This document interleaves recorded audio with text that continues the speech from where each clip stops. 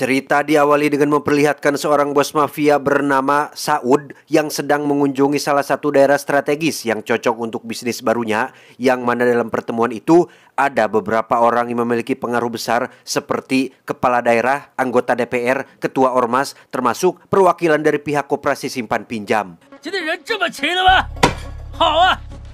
最适合做旅游区的，上他那边盖2个酒店，那里面当然要有赌场了，交给我了，好吧？ Ujub, ria, takabur, sum'ah, dan sebagainya sekilas tercermin dari sikap bos Saud ini, di mana harta dan kekuasaan membuat beliau tinggi hati, bahkan sekelas kepala daerah sekalipun berani untuk dia kerdilkan dengan perilaku tidak pantas dan di luar norma-norma etika kesopanan. 本来是要特意提醒你呀，不过你放心，我抓住他了。Dengan ambisi yang tinggi, bos Saud berencana untuk mengakuisisi daerah ini dan membuat tunduk para petinggi pemerintahan di sana. Salah satunya adalah bapak anggota DPR yang iya-iya saja dengan semua instruksi. Bukti bahwa dia sudah mendapatkan amplop tebal dari bos Saud.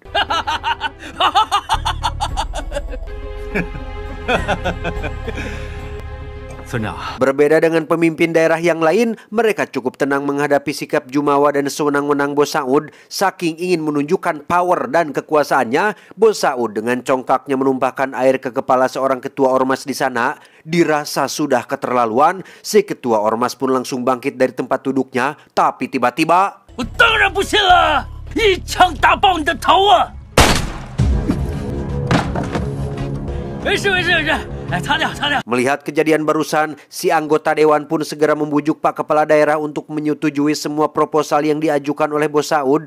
Namun, sebagai orang terhormat dan punya martabat, Kepala Daerah menolak pengajuan bos Saud secara sopan dan halus, sehingga bos Saud yang tidak bisa menerima penolakan pun langsung menurunkan beberapa anak buahnya dan...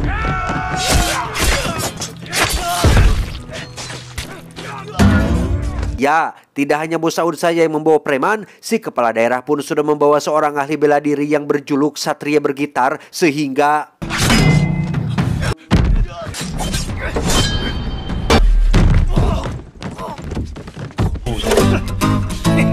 melihat semua anak buahnya tumbang oleh satu orang, bos Saud pun akhirnya memanggil tangan kanannya bernama Kim, di mana ia dikenal sangat tangguh dan punya kemampuan bela diri tingkat tinggi, dan inilah yang terjadi.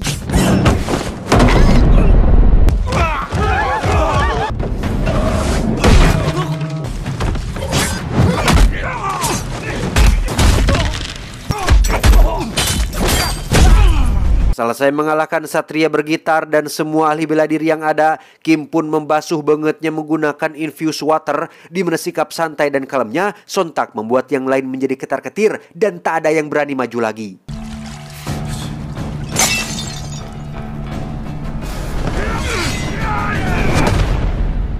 Meski semua jagoannya sudah menyerah, Pak Kepala Daerah tetap pada pendiriannya untuk tidak mau bekerja sama dengan bos Saud, sehingga tak ada pilihan lain, bos Saud pun terpaksa melakukan hal seperti ini.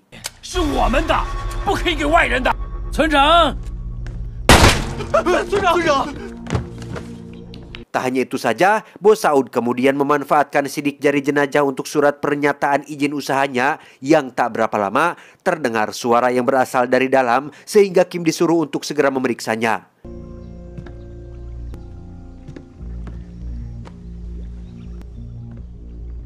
Ternyata itu hanyalah seekor kucing yang sedang mencari makan dan tak ada sesuatu yang mencurigakan. Setelah semua penghalang sudah ditumbangkan, kini bos Saud resmi mendirikan kerajaan bisnisnya di wilayah ini. 1、2、3。 15 tahun kemudian kita akan diperkenalkan kepada seorang pemuda bernama Suan. Ini cucungiknya. Terlihat ia tampak sangat tangguh dan memiliki gaya bertarung yang cukup lumayan.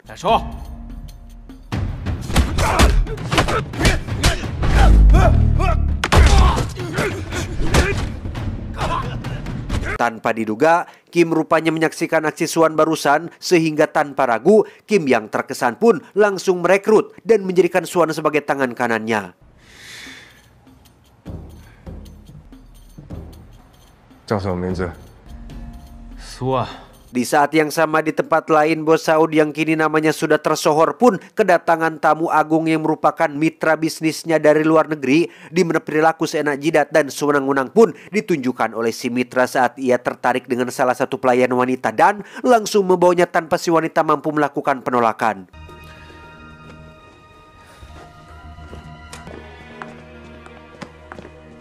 Beralih pada Kim dan Suan yang sedang melakukan suatu pekerjaan, yaitu menemui seorang pengusaha yang merupakan rival bisnis Bos Saud dengan membawa sebuah koper yang isinya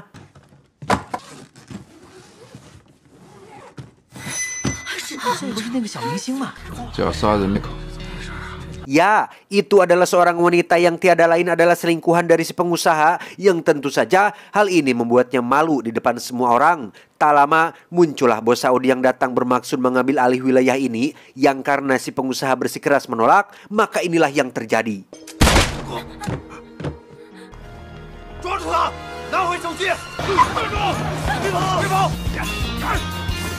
Suan datang tepat waktu ketika Kim sedang butuh bantuan, di mana mereka berdua akhirnya melakukan kolaborasi untuk pertama kalinya dan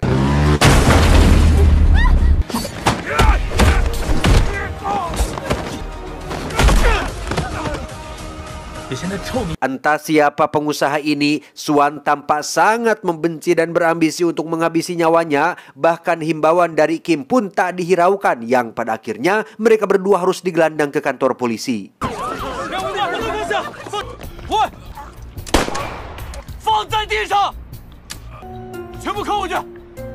Disinilah kita akan melihat kekuatan uang yang sesungguhnya, yang sangat dahsyat ketika mereka berdua lolos dari jerat hukum dan langsung dibebaskan di hari yang sama, di mana Kim mulai menyadari ada sesuatu yang sedang Suan sembunyikan, yang ternyata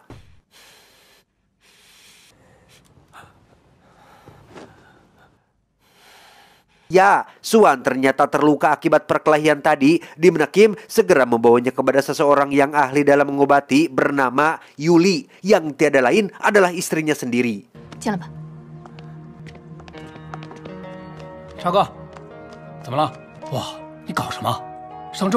Yang menarik adalah Suan menolak disuntik pereda nyeri dengan alasan ingin merasakan rasa sakitnya seorang diri, yang hal ini tentu saja membuat semua orang di sana geleng kepala dan tidak habis pikir dibuatnya.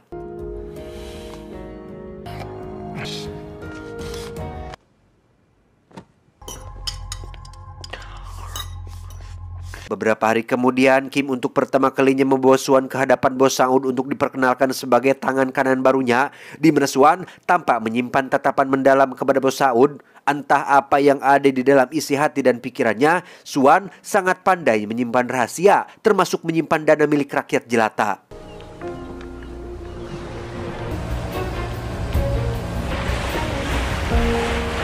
Berlokasi di kapal pesiar mewah, Bos Saud hendak membagikan uang hasil bisnis haramnya.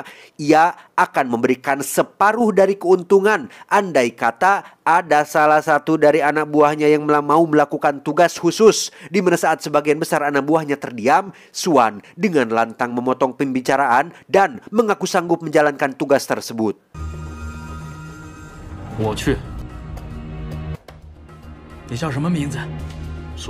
Atas keputusan Suan yang sepihak itu, Kim pun agak sedikit kesal dan marah terhadap Suan yang dianggap telah bertindak gegabah di luar perintah, sehingga terjadilah sedikit konflik di antara mereka berdua, tapi itu tidak berlangsung lama.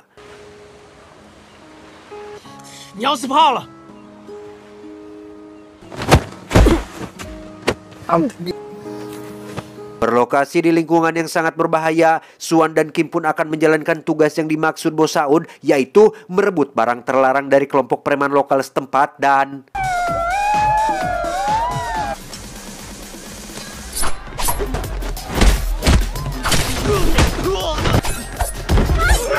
di saat yang sama di luar, Kim berhasil mengambil alih truk berisi barang terlarangnya, di mana Suan yang bertarung seorang diri pun akhirnya terluka cukup parah, yang tepat saat Suan akan dihabisi, tiba-tiba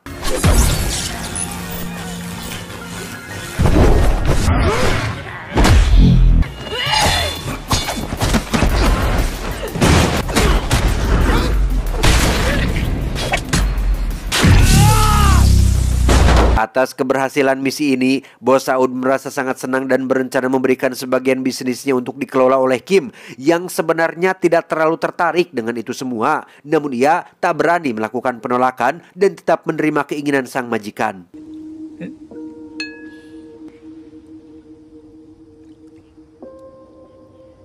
Sepulangnya ke rumah, Kim mendapat kabar gembira terkait kehamilan istri tercinta yang langsung dirayakan dengan makan pepes belut bersama. Yang tak hanya itu saja, Kim kembali mendapat hadiah berharga dari sang tangan kanan yaitu Suan, berupa kalung pemberian mendiang ayahnya karena Suan sudah menganggap Kim sebagai saudara kandungnya sendiri.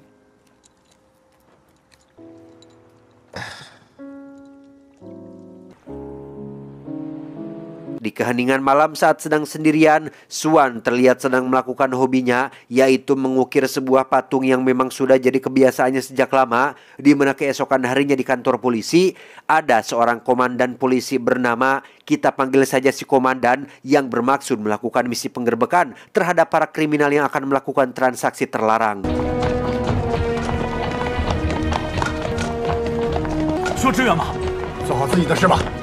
Rupanya para kriminal yang dimaksud adalah Bos Saud dan kelompok mafia asal Meksiko yang sedang melakukan transaksi barang terlarang dengan harga nilai jual tinggi yang belum juga transaksi selesai dilakukan. Komandan dan pasukan keburu datang dan inilah yang terjadi.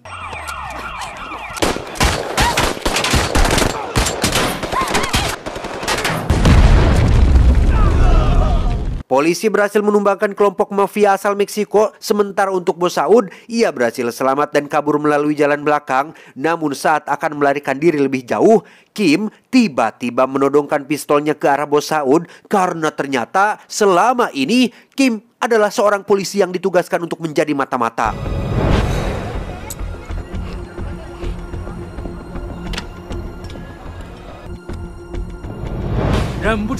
Dan sungguh sangat di luar dugaan, ketika Kim masih menodongkan pistolnya, Suan tiba-tiba saja mengangkat pistol dan menenggak Kim hingga jatuh ke dalam sungai.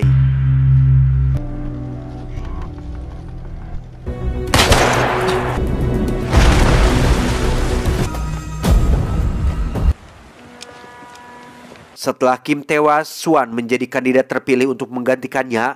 Bertempat di atas perahu yang sedang melaju, Bos Saud mencoba mengulik asal-usul sanad keturunannya agar tidak terjadi lagi pengkhianatan. Namun, hal mengejutkan pun terjadi ketika Suan mencekik supir perahu dari belakang yang mengakibatkan mereka terlempar ke pinggir sungai.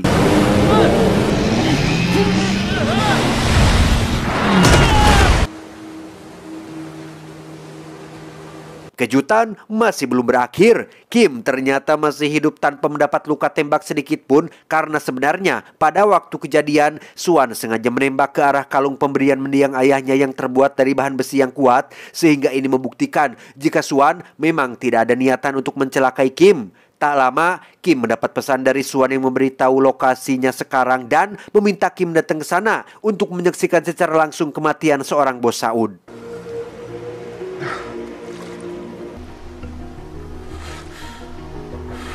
Bertempat di dalam sebuah kapal, nyawa Bos Saud benar-benar di ujung tanduk ketika Kim berniat membalas dendam. Saat Bos Saud bertanya, "Wahai anak muda, siapakah engkau sebenarnya?" Suan pun menjawab, "Aku adalah seorang TikToker terkenal yang suka joget-joget. Namun selain itu, aku juga adalah putra kandung dari seorang kepala daerah yang sudah kau bunuh. Dan kini aku berniat membalas dendam atas kematian bapakku," nyahos ia.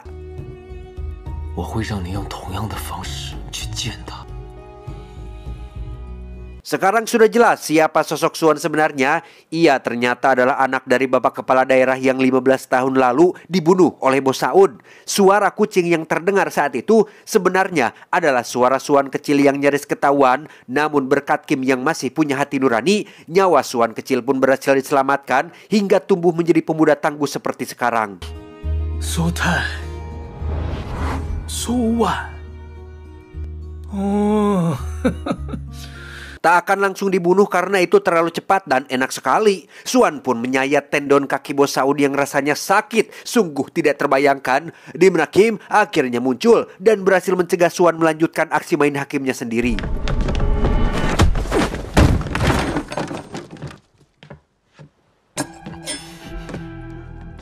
Setelah sempat terjadi sedikit ketegangan, Suan akhirnya berhasil dibuat mengerti bahwa balas dendam itu tidak baik dan justru akan membuatnya semakin merasa terpuruk. Sesuai SOP, Kim pun menghubungi si komandan agar datang dan proses si bos sesuai aturan hukum. Yang tak berapa lama, si komandan pun akhirnya datang, tapi tiba-tiba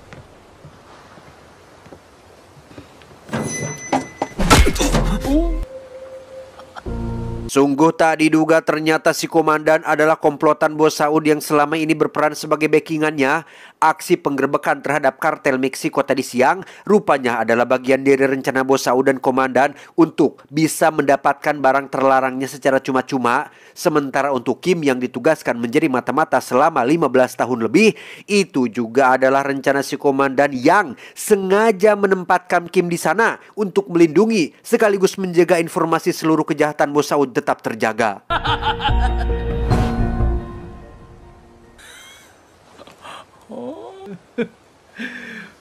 Kini posisi menjadi berbalik, Kim dan Suan pun diikat pada kapal dan dibiarkan terbakar hidup-hidup di dalam sana.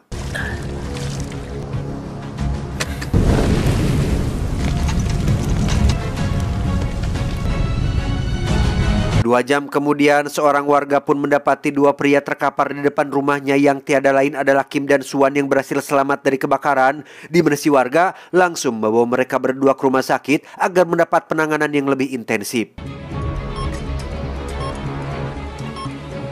Kim dinyatakan tewas akibat mengalami luka bakar serius di sekujur tubuhnya, sementara Suan berhasil selamat namun dengan kondisi wajah yang sudah rusak akibat terbakar, sehingga dokter bedah pun mengambil keputusan darurat dengan akan memindahkan wajah Kim ke wajahnya si Suan, sehingga Kim yang akan kita lihat nanti adalah sosok Suan yang sudah berganti wajah. 你肌肉萎缩得很严重，把他的脸还给你。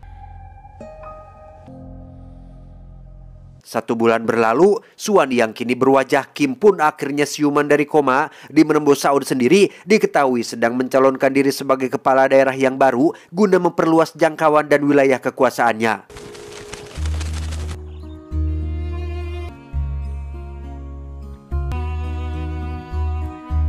Tak ingin merenung terlalu lama dalam keterpurukan, Suan pun langsung berlatih untuk mengasah kemampuan fisiknya, di mana pada saat yang sama, Yuli, istri mendiang Kim pun didatangi oleh si komandan yang berniat jahat kepadanya, tetapi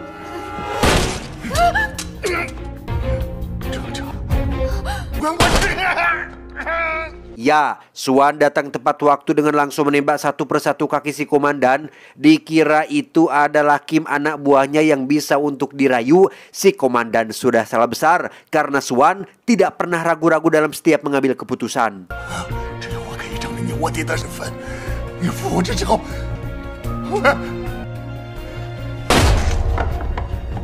Setelah menghabisi si komandan, Suan pun mengajak Yuli ngobrol di pinggir sungai. Ia dengan jujur berkata bahwa dirinya bukan Kim, melainkan Suan. Kim tewas akibat kebakaran dan kini Suan meminta izin Yuli untuk membalas dendam kematian Kim suaminya yang juga sudah ia anggap sebagai saudara sendiri.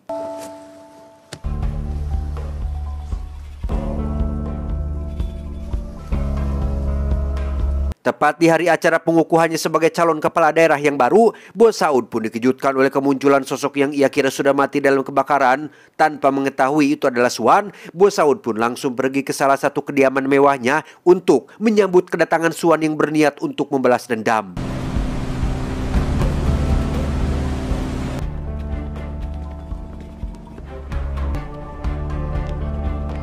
Setibanya Suan di lokasi, bos Saud yang pengecut pun langsung kabur ke lantai atas dan menyerahkan semua urusan kepada para pasukan yang jika mereka mengira Suan akan takut kalah jumlah dan senjata tajam, mereka sudah salah besar karena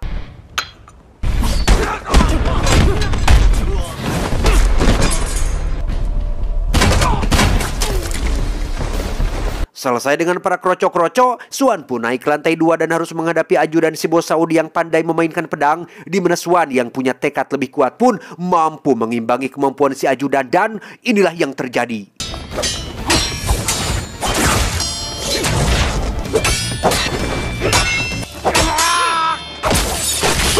Setelah berhasil menghabisi si ajudan, kini saatnya Suan akan menghadapi bos Saud yang tiba-tiba saja muncul dari belakang.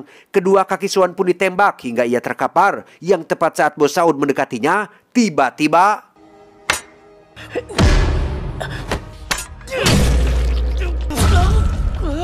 ya, Suan berhasil menikam perut bos Saud menggunakan pisau, tapi tidak cukup dalam untuk menghabisi nyawanya. Di mana saat Suan bangkit dan berniat mendekatinya, bos Saud langsung menembaknya hingga Suan tewas untuk selamanya. Loh, kok?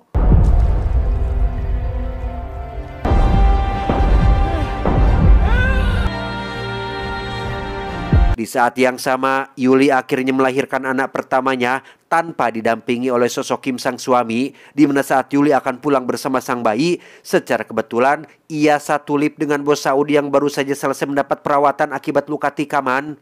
Tanpa mengetahui jika yang ada di sampingnya adalah istri si Kim, bos Saud dan anak buahnya pun membicarakan tentang keberhasilan mereka menghabisi nyawa si Suan. Sehingga mendengar Suan telah gagal membalas dendam, Yulik pun melakukan sesuatu yang tidak biasa dilakukan oleh ibu-ibu yang baru selesai persalinan, yaitu